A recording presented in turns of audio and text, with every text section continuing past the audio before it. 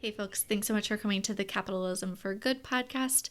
It's here where we'll focus on exploring how we both make and spend our dollars to benefit the greater good.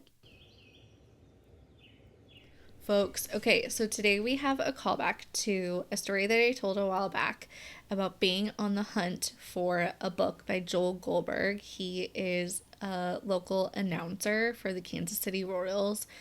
And I was visiting Kansas City. I was staying on the plaza and I was trying to find his book. And I wandered into what I thought was just a coffee shop. Turns out it wasn't. I just needed to turn the corner. There was so much more to it. It was this store called Made in KC. Well, we're in luck. Today we have one of the co-owners of that store, Made in KC. His name is Keith Bradley.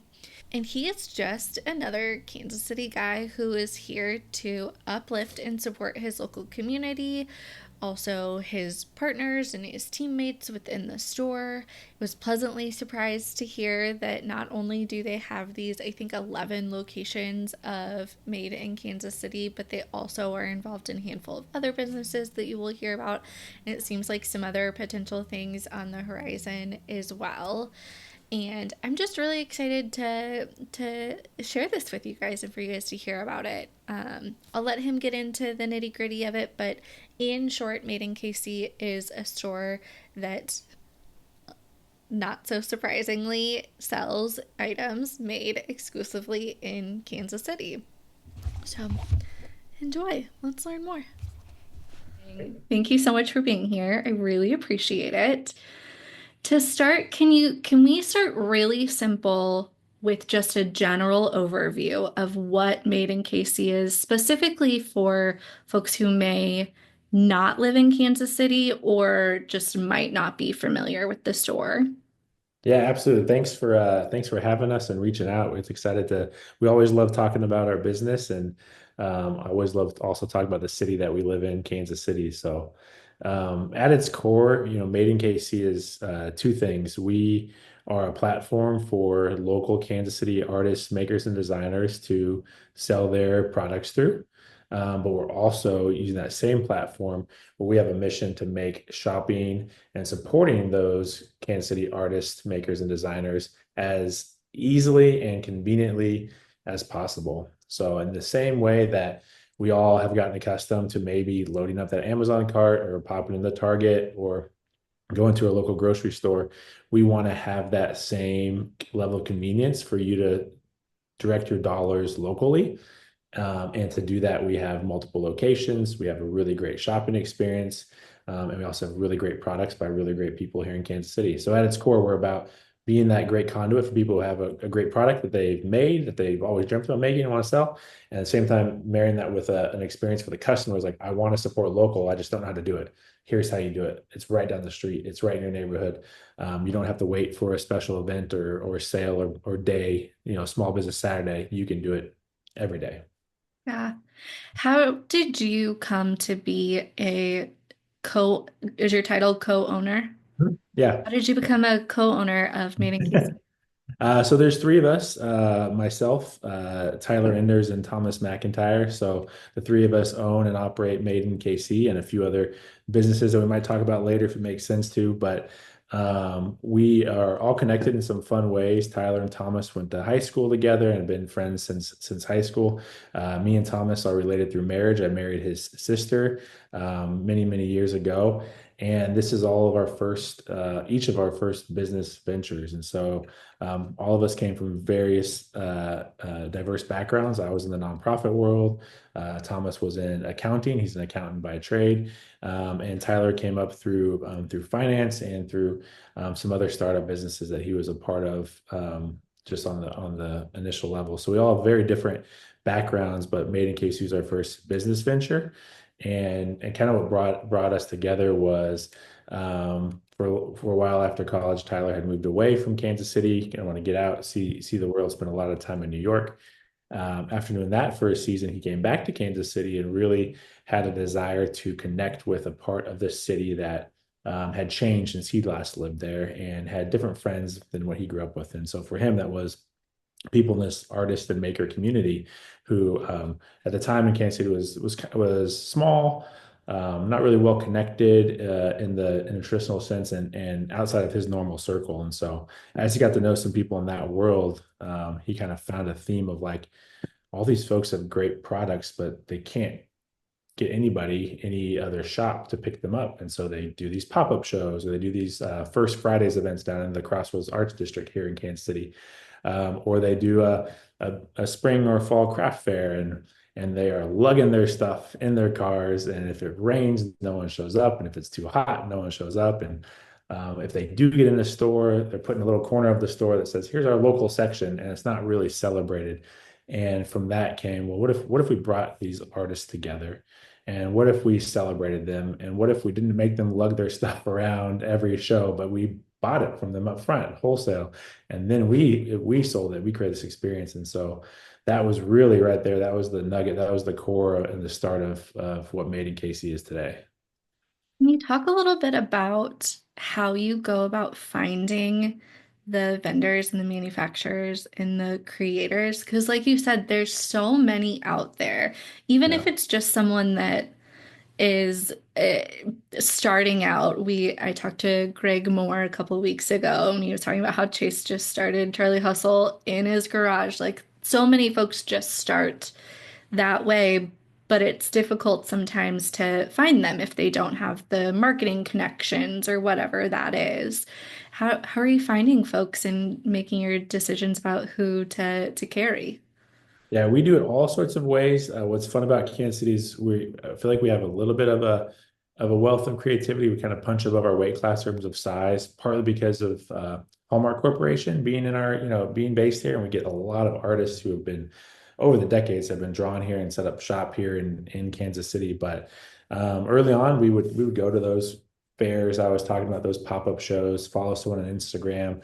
And we would literally stalk them in some ways, like, hey, we're here to see you. Like we came to the show just to meet you. Can we get coffee? Can we meet up and talk about what your goals are for your business? And that was the first couple of years where we were doing that, spending our free time, building that list. We started with 15 artists, and within the first year we had 100 artists in our Made in KC family. So we grew that quickly. And then since then we've have a more, I guess, professional way. Artists can apply online, then they meet with our buyer, and they send in samples, and then we often will sit down with them again from there. Like, here's what it means to be in our store, and just so we're clear, do you want to do this? Is you're trying to make this a full-time job, or do you want to do it part-time? Or is this just a hobby for you? Either one's fine, but it helps us to know to set the expectations because if you want to grow, we can put your product in 11 Made in KC stores and the new Kansas City airport that we have a store in. And then if you want to grow beyond that, there's potential there too. If people find your stuff in the airport and they think, this would be a great product for another city or another market, we've seen some of our vendors grow outside of Kansas City, which we love and celebrate. But really, it's about that kind of application process, sending samples, looking at their packaging, looking at what our customers are looking for, what are things on trend on the national retail scene, that product that exists in Kansas City, and then evaluating there. So every Monday, I sit down with my buying team and they bring me samples. They have some applications and we go through them once a week to see who we're constantly adding. So even today, we're 10 years old, but we still add, I would say, probably 5 to 10 new artists every month in terms of their products and expand. And some people drop off because of life changes, but we're kind of always adding to the Made in KC family. Love that. I'm also so interested in the e-commerce side of it because and this is just a trend in the society that we live in these days, that now that we have that tool of e-commerce, both as customers or from the business side, your local pool is no longer just geographically local. Like local can mean different things. I'm a great example of it. I've moved all over, but I'm constantly like, oh, I am feeling lonely or want a gift from when I lived there or something like that, to be Yeah. able to just get online and purchase something or buy a gift and have it shipped to someone somewhere. And how have you seen that change, if at all, your the the market, maybe both of your artists, but also who your customers are? Yeah, that's a really good question. It's been an exciting change. Not necessarily since the or because of the pandemic, but that was when things started for us, where we then had to really pivot and put a lot more effort and energy into e-commerce. And then we had customers who wanted to come support us, but they couldn't because we were closed for a season there. So they shopped online, which was great. And then that same thing that you described, everyone during that, a lot of people during that time were feeling homesick or nostalgia. They couldn't travel. And so they would send things from, even if they didn't live in Kansas City, they were stuck. I can't come to you anymore, but I'm going to, what I normally buy for you for Christmas is a box of Crisp Rebel chocolates. I'm going to send that to you from New York to Kansas City, even though you're already there, because that's what I normally would have picked up on there. And so we started seeing a lot of that to where it expanded who our customer was. We had more people feeling homesick for Kansas City. At the same time, we also had more people moving back to Kansas City as slowly as things kind of settled down with the pandemic, where I don't need to be in this big city anymore. I can come, I want to establish my home base back home. And so they moved back, and then they were still sending those things back to other parts of the country, which was super fun. But then the other thing that's happened here in Kansas City, which will be no surprise, is I feel like as a city, our profile on a national presence and even to a certain extent, international presence has changed with the Kansas City Chiefs, with us hosting the World Cup next summer, with our tight end dating Taylor Swift, with all that sort of fun stuff that it created some small pockets of opportunity that we didn't really think about before. So, for example, when Taylor Swift was on tour not too long ago and she was in Australia, we started getting hits to our website from Australia because they were trying to buy a piece of Kansas City, and one of the main things that was accessible to them was get a Travis Kelce licensed jersey from like NFL.com. Well, that Taylor Swift customer doesn't necessarily want that jersey, but they, somehow through the internet found us and they're like, I want something, more uniquely Kansas City that not everybody can get. So we opened up international shipping for the first time, like literally because of like Taylor Swift and her world tour and people wanting a little piece of Kansas City. Same thing when the Chiefs went over to Germany and played a game there.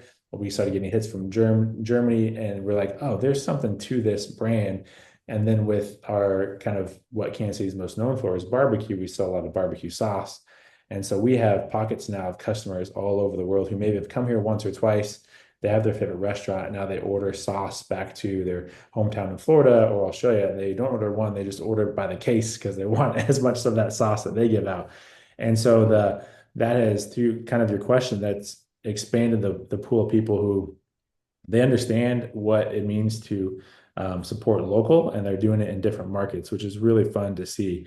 And I imagine those customers in Australia or Florida or Chicago or New York who are buying from Made in KC, I know those customers are also buying from their local coffee shops or their similar local good stores because they understand what that means to those businesses, and they want to do that with any dollar they're spending.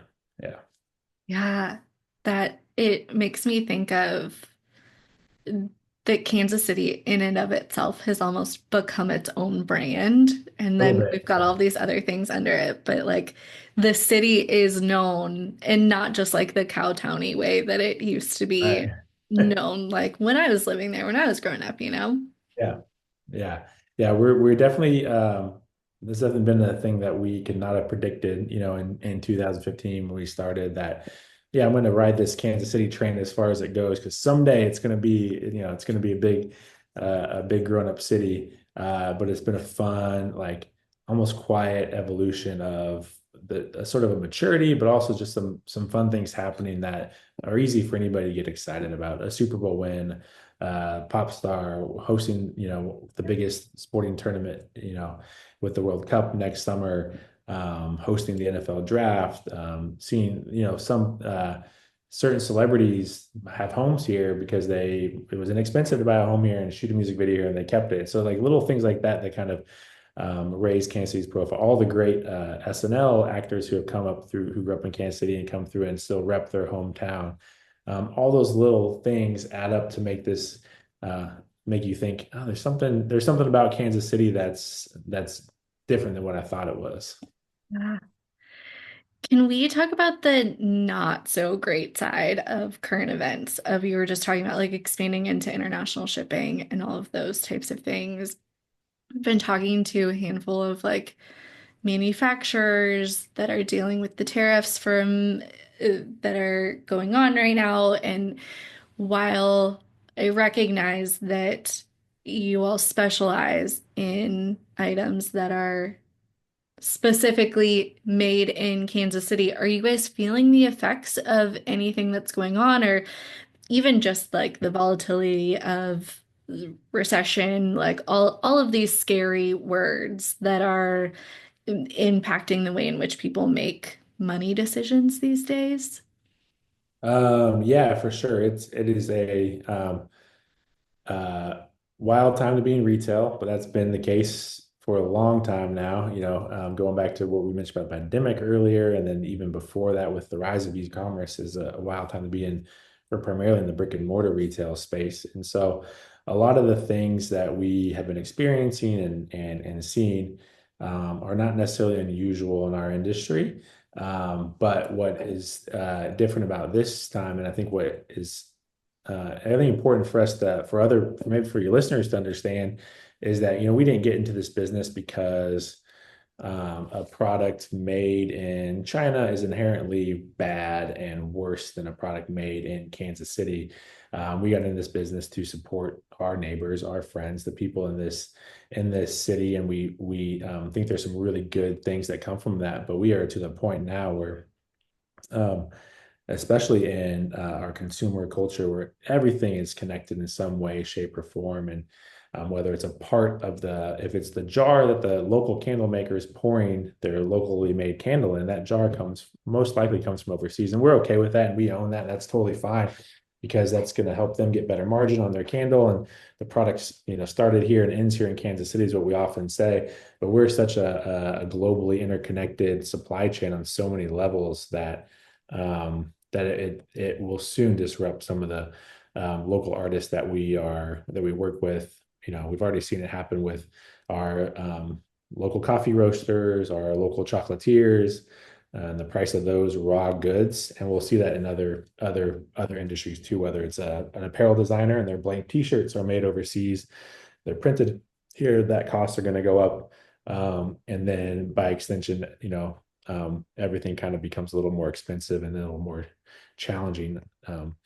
Now, in our industry, people with local goods often already have the reputation of being more expensive than other goods, and so we've kind of been combating that since day one. The first complaint we ever got from a customer was like, "Why does this T-shirt cost $32?" So like the $32 T-shirt.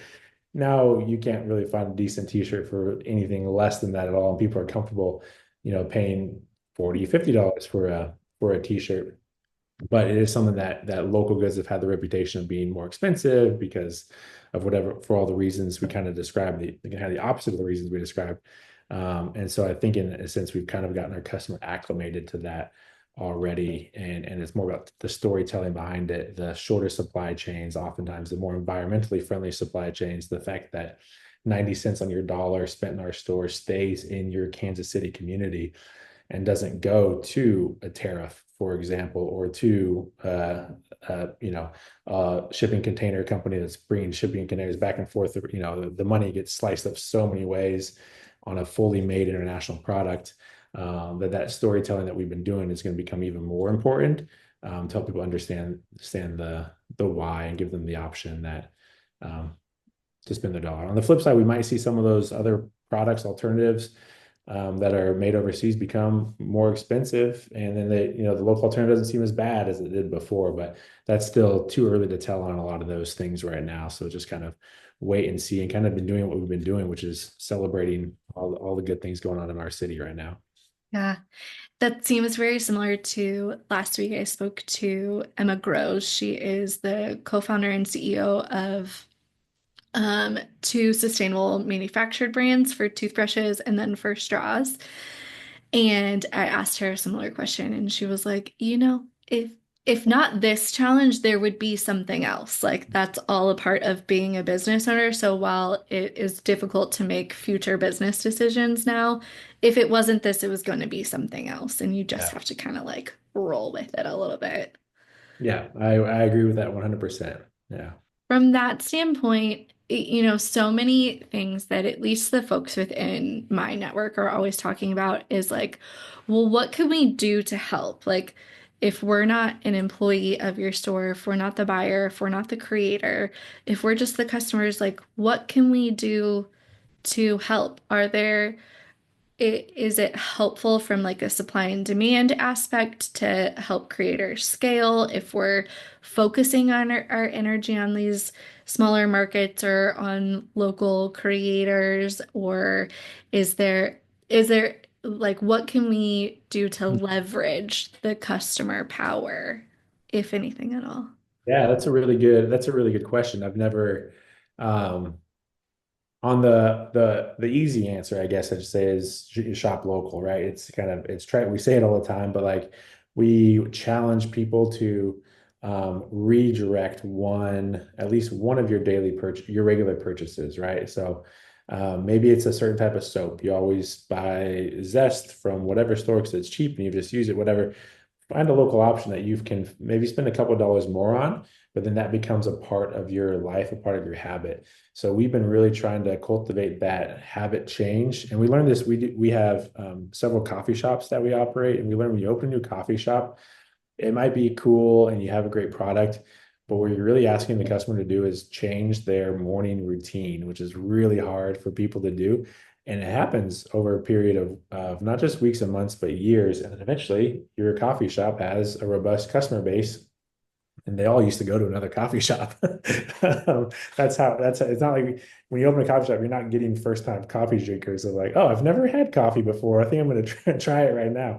You're really changing their habits. And so with local goods and supporting local artists and makers, it's the same thing. All right, find that one thing that you're like, I absolutely love this honey from Mesner Family Farm. It tastes better than the store-bought honey that I can get for $1.99.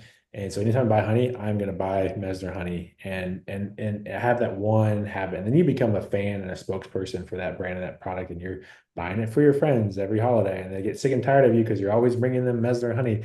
But eventually, it changed something in you that makes a difference. What we saw firsthand, and was true in Louisville as it was in Kansas City and many parts of the world during the pandemic when people had to make the decision, do I close my business for a period? Do I close my business for good? Um, we saw firsthand in our community, if customers did not go to particularly that local restaurant, people saw it went away. And it was once a week, there was another, they closed. But there's tons of restaurants that didn't close. People made the decision to go there and support them. And during that time, um, people weren't worried about their neighborhood McDonald's closing or even, there's they knew they'd be fine. They were worried about their neighborhood Italian restaurant or their neighborhood bakery or the neighborhood coffee shop. And in Kansas City, our experience was that people showed up and they really, they didn't want their community changed. They love that place and they showed up for it. And so I think harnessing that whatever that was in them that motivated them to, I don't want to see this go away. I want more of this in my life. I want this to be a part of my city's fabric. And the only way I know how to do that is I'm going to redirect my spending. Then that's what it takes, and that's what happened. And so that's one kind of way to answer your question on a bigger scale. One of our ideals, kind of blue sky ideas at Made in KC is, Kansas City is a mid-tier metropolitan area. We've got about 2 million plus in our metro area, both sides of the Kansas-Missouri state line. Not not the biggest. I think we're 25th, 26th or something in the country, not huge by any means.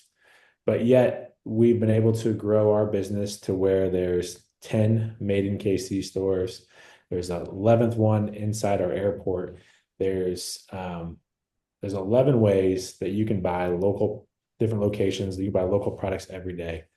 There's not another city in America, bigger or smaller than ours, that has 11 of the same local branded stores. There's places in Louisville, I'm sure that that are similar to us. They don't have 11 in Louisville. And so our hope is if we can do it in Kansas City, we can certainly do it in Louisville, in Cleveland, in St. Louis, in Los Angeles, in New York. And so there's something there on a bigger whether we're talking about a legislative agenda or some sort of tax incentive. There's something there about we've opened the door that there's the possibilities that your community, your suburb, your street doesn't have to look like every other one in America. It can be different. And so I think on a bigger scale, way bigger than what we can even do or imagine, like having Made in KC in every community, not that's tailored to their community is a possibility. And I'd love for someone to pick up the baton and be like, yes, I'm gonna open 10 Made in St. Louis's. I'm gonna open I'm gonna crush it in New York and Chicago, and show them that we're more than just whatever. And so I think that's kind of on that bigger scale to answer how can you support? Well, I think just dreaming of a different type of community where your local industry is robust and diverse, and you've got manufacturing, you've got local goods, and you're going to have some national retailers, and that's great, and that's fine. You need them. They employ tons of people, and that's a beautiful thing. But it doesn't have to dominate your suburb, your city, your experience. I often tell people when doing kind of similar talks like this of like, think about the last time you visited another city. You were excited to check out the local restaurant. You weren't excited to go, "Oh, I can't wait to get the Cheesecake Factory. That's just like my Cheesecake Factory." Or you want to go to those local places. Well, do that here in Kansas City. Do that here in your own backyard every day. Do that here with your business. What coffee are you buying for your office? That's an easy change to make. Buy coffee from a local roaster, and your office coffee for your 120 employees, you will change that roaster's life by ditching Folgers and supporting your local roaster. Like that will cause the roaster to be, oh, I maybe need to buy another roaster. I need to employ another person. I need to get better packaging. I need to think about my pricing. All of a sudden, that one decision that you decide, I'm not going to buy the cheapest option possible. So that's where people often look. I need to buy the cheapest option possible. And that equates to good and value and progress, whatever. And I said, what can I do to support someone in my backyard? Okay, this coffee is going to be $5 a pound more expensive, but I can afford it. And now my 120 employees, they might go check out that place on the weekends. They might really love the coffee. They might start buying it for their home coffee because everyone buys coffee at home and at work, and they still go out for coffee. Mhm. So that one decision where you're not purely looking at the bottom line has a ripple effect that is in many ways hard to calculate. Yeah. For good. Yeah. Yeah.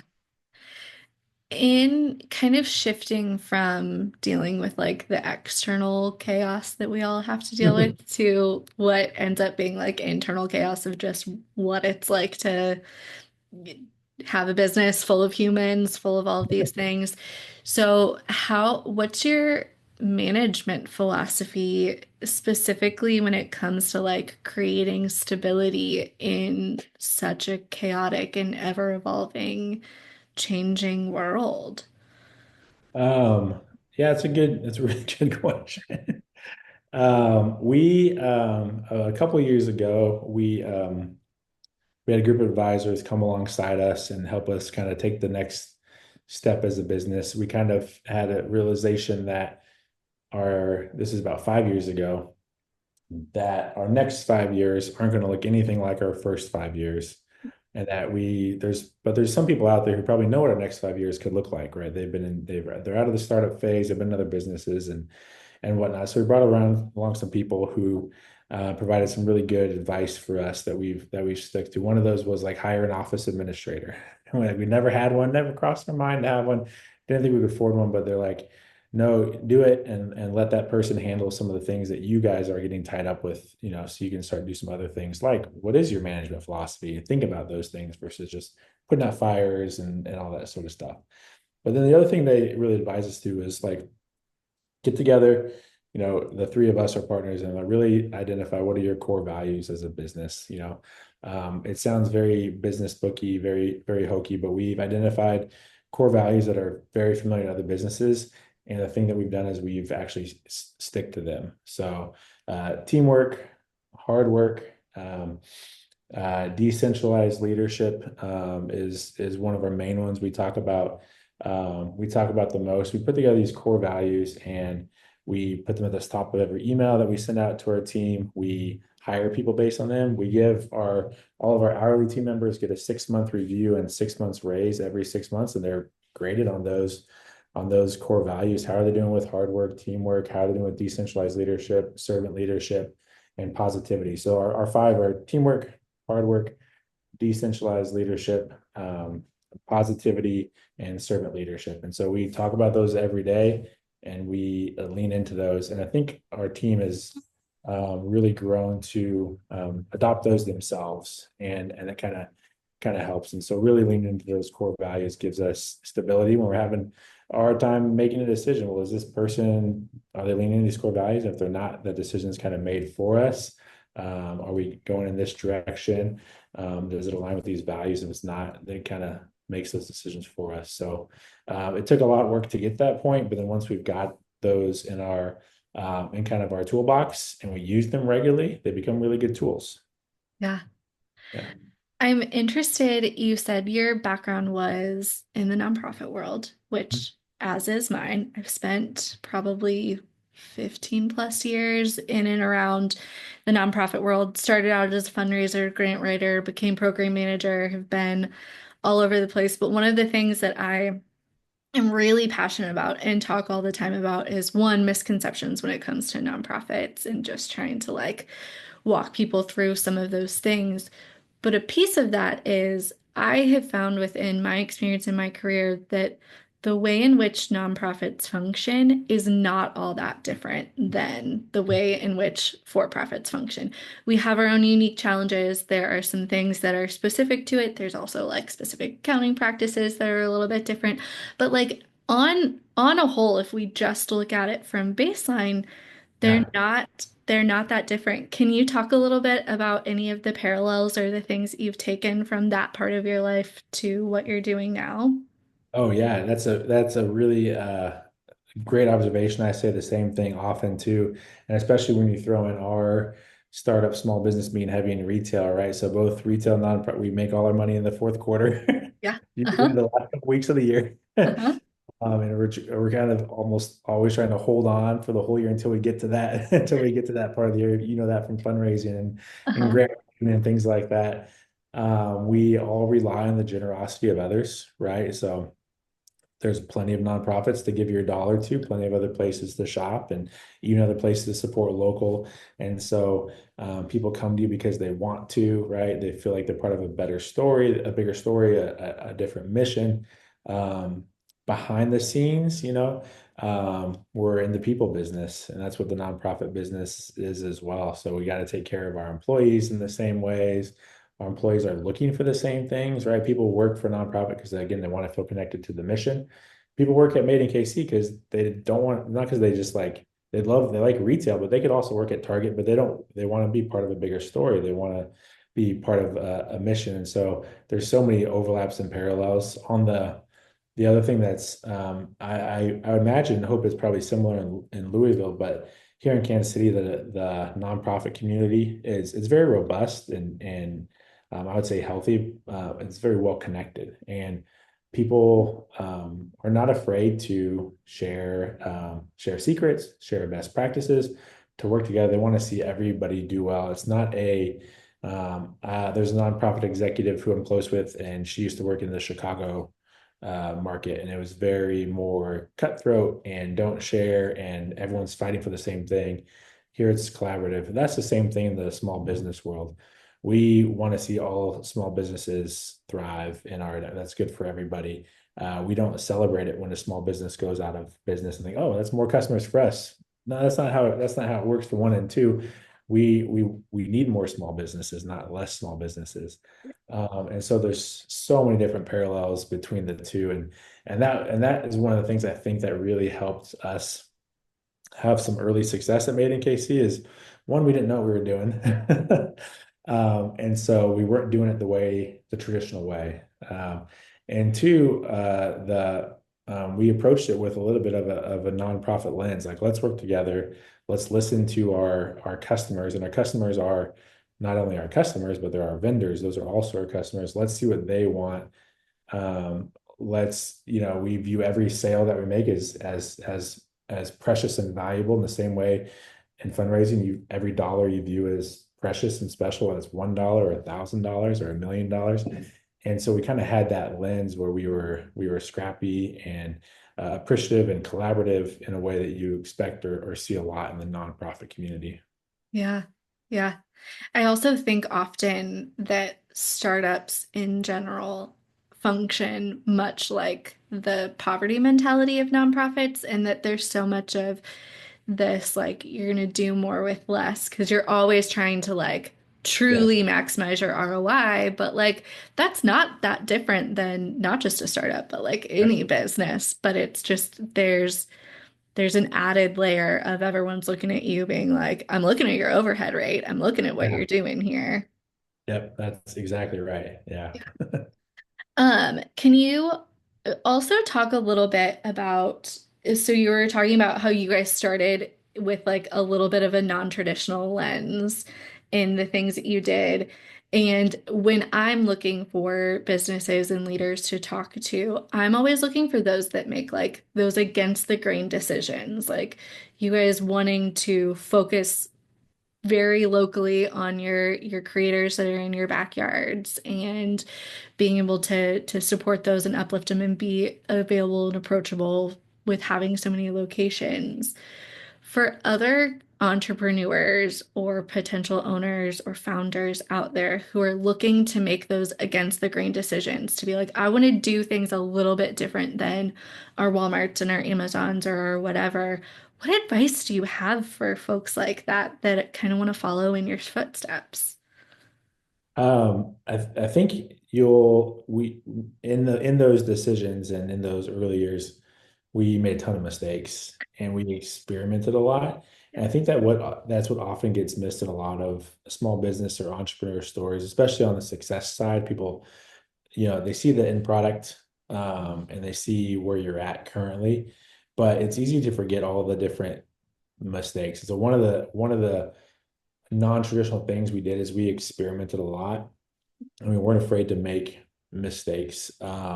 And then we pivoted and learned from them. And, so a small example is anytime we got a request in our early days to do a pop-up show, can you pop up at this business or that business? And, can you bring Made in KC to our office park, whatever? We said yes to all those, and half those we lost money on, but we learned from them. We got in front of them. We learned what we liked and what we didn't like, who we liked to work with. We just learned about that. We weren't afraid to lose money on that.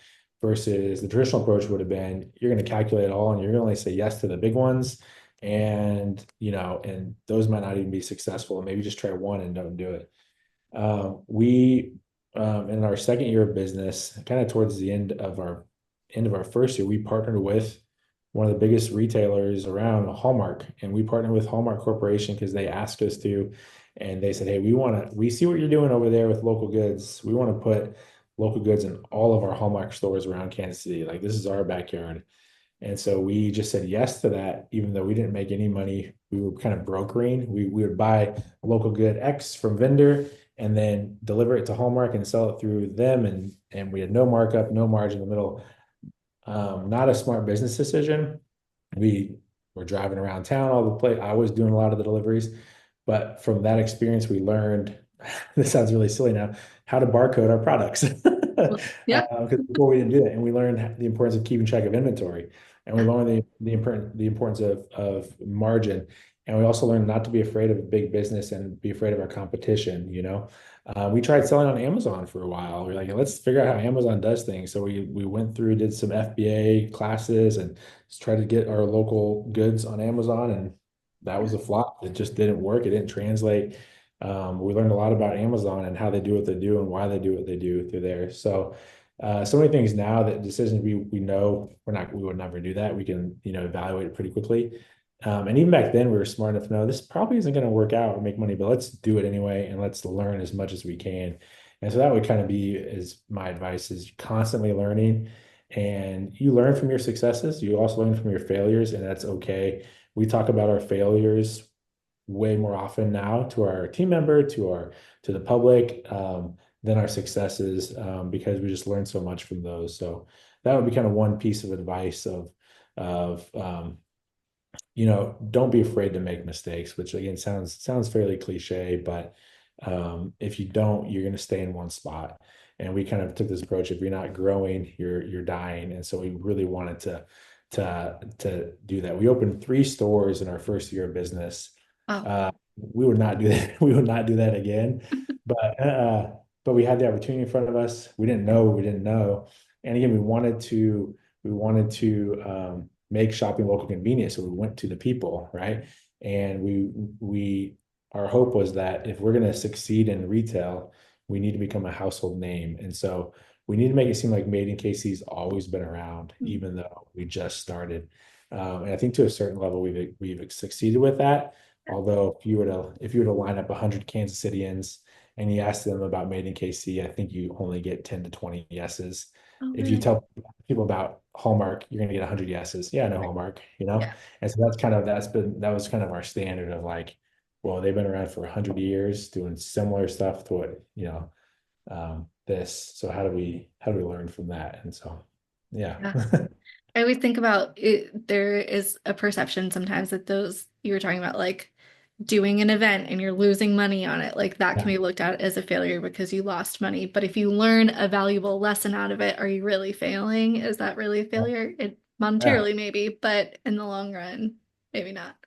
Yeah, that's where I think we have such a and rightly so, and this is true in the nonprofit world. We view successes and failures purely on dollars and made or lost, and that's a really not always the best metric to view success or failure. And it certainly shouldn't be the only metric, but that has become kind of the quote unquote bottom line in our society, whether it's, personally or professionally or whatever industry you're in. Do you have high income? Do you make money? Yeah. Do you lose money? Are you bad with money? And we're so much more than the dollars that we spend and that we have. And but it's hard to think outside that as success or failure. But I think to what I've learned about your podcast is like that is kind of the point, right? We're just not we're there's this capital C capitalism that exists, that we've kind of become beholden to. In and of itself, it's not a bad thing, but we've kind of put it in a place where it doesn't necessarily belong. Yeah. Oh yeah. So many people are turned off as soon as I start talking about it. So many people are like, "Oh, you're talking about capitalism." I'm out and I'm like, "No, no, no, hold on. Hear me out. Hear me out. We're talking about like the parts where we're like we've got some power and we've got some ability to make some change here." Yeah. Can you also talk about, so you mentioned at the very beginning that you all have some other business ventures that you've got together. Do you want Yeah. to talk a little bit about those and maybe also how you've taken some of these lessons that you've learned with this venture or with anything else that you've done in the past and applied it to any of the other stuff you're working on? Oh yeah, really fun. One of the exciting things that none of us could have seen 10 years ago started with Made in KC is all the other fun stuff that we've gotten involved in because of our what we've been asked to do, like put your hat in the ring for this, or come to this, or try this, or what if you opened a store here? Like, well, we don't want to open a store here, but we want to open a coffee shop here. Would you be open to that? And so, in our kind of family of businesses right now, we have a coffee shop and bar called Front Range Coffee House, and it's Colorado cabiny woodsy theme cafe and bar experience. We have 2 of those, and we bring in the best local offerings that we have in our town in terms of liquor and coffee and food, and pair them with some of the international, beer companies, cocktails, whatever that you'd experience. But we've created really great communities in these unique experiential retail environments. And so that's all about bringing people together over a good experience. We don't do drive-throughs. We aren't very fast with our service at times, but we're about coming and staying, stepping outside of your day to day.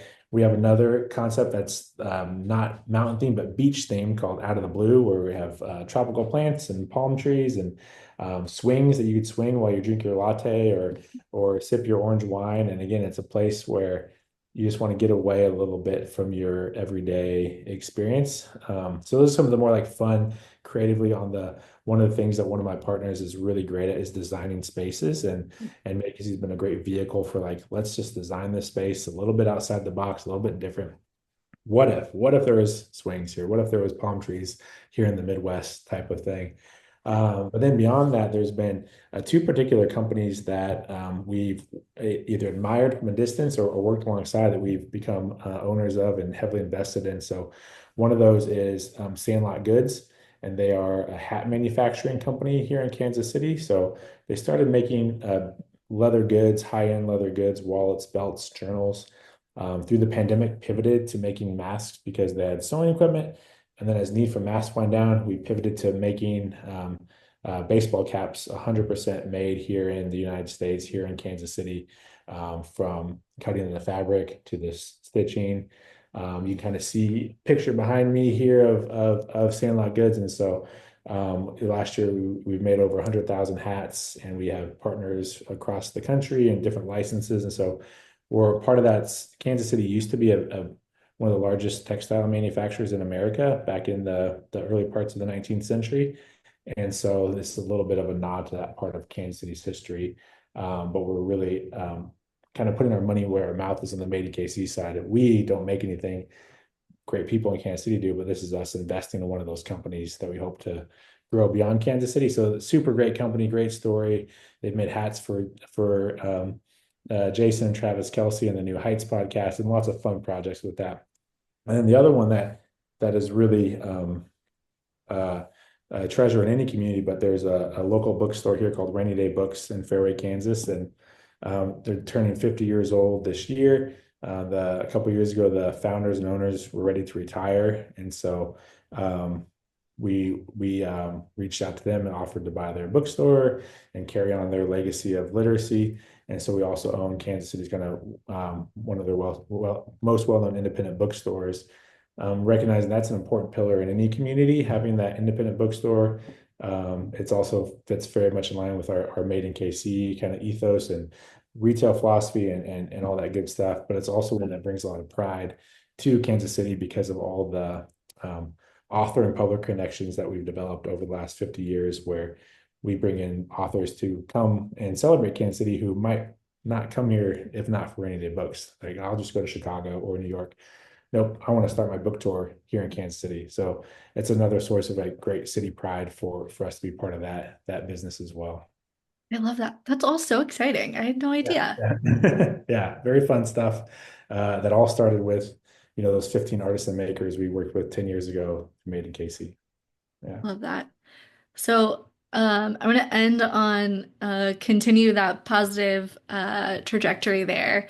My last question for everyone is who's another business or a leader out there that you see things that are doing it the right way that you want to shout out? And it can be anyone from an old boss of yours, a coworker, someplace that you're a customer of, or absolutely anything. Oh, wow. That's a really good question. I'm sure you put that in your notes. I should have thought I should have That's okay. Take your thought time. more about it. I I don't know if this is going to be a great answer, and I may maybe think of one later and come back and send it to you Yeah. but I really admire, after being in small business for 10 years now, and I mentioned we're in the coffee business and have these kind of coffee experiences. One thing we've never stepped foot in is the restaurant space, full on food service industry. That's as we've there's it's such a challenging environment, right? So my answer is anybody in that space that's doing Yeah. it well and that has done it for more than 10 years, like, I admire. There's so many variables. Prices are constantly changing, customer demands, but the legacy restaurants, and they exist in Louisville, like they exist in Kansas City, like those business owners, they're in it, and they love it, and they've built spaces that people talk about before they go to them, while they're in them, you're talking about it, and then after they leave. And it's an experience you can't quite capture with the kind of retail that we do. Yeah. And I just admire the hell out of those people who work in day out. And it's a volatile industry, but it's one that brings such great pride and joy and to any city that has those great restaurants. We've got the great barbecue restaurants here in Kansas City, from Arthur Bryant's, the Joe's, the Gates family, the Jack Stacks. And we got our smaller great restaurants, Fox and Pearl, and others that come up all the time. That it's just like those people. I'm in this similar world, not quite overlapping. I couldn't do what they do, and they You can't cut corners. If you cut corners, people call you out on it. You got to keep staff. You got to pay them well. If they're gonna, it's everything that it takes to run a business right. You've got to do perfectly in a restaurant to succeed. And so those that are doing it well. Yeah. Yeah. That's such a good one to call out also because even I think about like the barbecue restaurants in Kansas City and there are those big ones. There's the Jack Stock and the Arthur Bryant's and Q39 and all those. But I also feel like every time I'm back visiting or if I'm with someone who's like from a different suburb or something like that, like Yeah. there's always one that I haven't heard of. Yeah. There's Yeah. always my family swears by one out in Green Valley called Porky's that is like this tiny little hole in the wall. It is so small. They often run out of meat every day, but it's Yeah. like no one else probably outside of Green Valley or at least someone's ever heard of I've it. never heard of it. Yeah, I've Yeah. never heard of Porky's. I want to check it out now. Yeah. I mean, if you live like in Kansas City, you gotta drive to get out there. So give them Yeah. a call first to make sure they've got anything. But so good. Yeah. Yeah. And yeah, and they stick with it. It's such a tough industry. And I just admire them for it. They every blood, sweat, and tear, goes into those restaurants. Yeah. Yeah. Well, thank you so much. I really appreciate this. I wish you all the best. And this has been really great to talk with you and learn more about you and everything you guys are doing. It's been very fun. I appreciate the opportunity and thanks for all that you're doing. And next time you're in town, give us a call. I'll meet you. I'll call Joel Goldberg up and we can all hang out together. Love that. That sounds great.